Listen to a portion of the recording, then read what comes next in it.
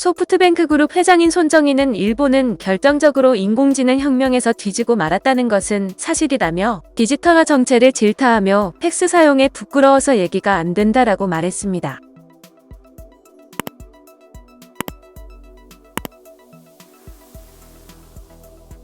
손 회장은 기자회견에서 일본이 코로나19 유전자 증폭 검사 결과를 팩스로 전달해 논란이 된 것 등을 거론하며 부끄러워서 얘기가 안 된다라고 말한 것입니다.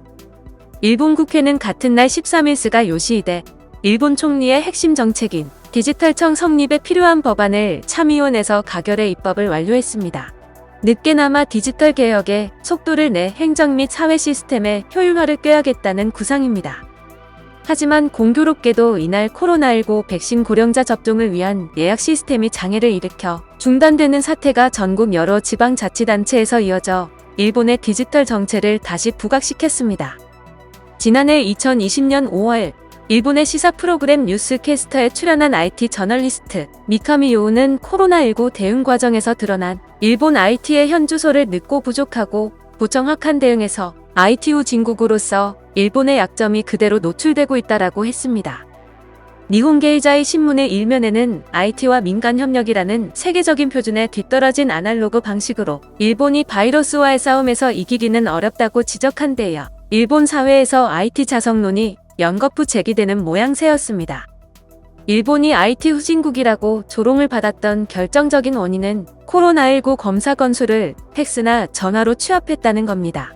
코로나 PCR 검사의 건수와 결과가 지방에서 중앙정부에 곧바로 전달되지 않아 정확한 양성 비율 집계조차 불가능하다는 사실이 지난해 일본에서 드러났습니다. 당시 가토 가스노부 후생노동상은 지방자치단체들에서 매일 보고를 받아야 하는데 그곳이 바쁘다 보니 늦어진다라고 말할 정도였습니다. 정부와 지자체 사이의 의사소통이 전자화돼 있지 않고 종이 베이스로 이루어지다 보니 업무 연락이 늦어질 수밖에 없다는 것입니다. 국가의 통일적인 지침이 없어 지자체에 따라 일부는 팩스로 보고하고 일부는 온라인으로 보고하는 등 들쑥날쑥하기 때문에 데이터 취합이 제때에 이뤄지기 힘들었습니다. 또 일본 정부는 당시 전 국민에게 1인당 10만엔씩 특별정액 급부금을 나눠주기로 발표하고 예산까지 모두 처리됐지만 대도시의 경우 자금이 전혀 집행되지 못하고 있었습니다. 일본에서는 우리의 주민등록증에 해당하는 마이넘버 카드를 보유한 주민들만 온라인 신청이 가능한 상황이지만 카드 보급률은 전체 국민의 15%에 불과해 전 국민의 동태를 파악하기에 상당한 시간이 걸렸습니다.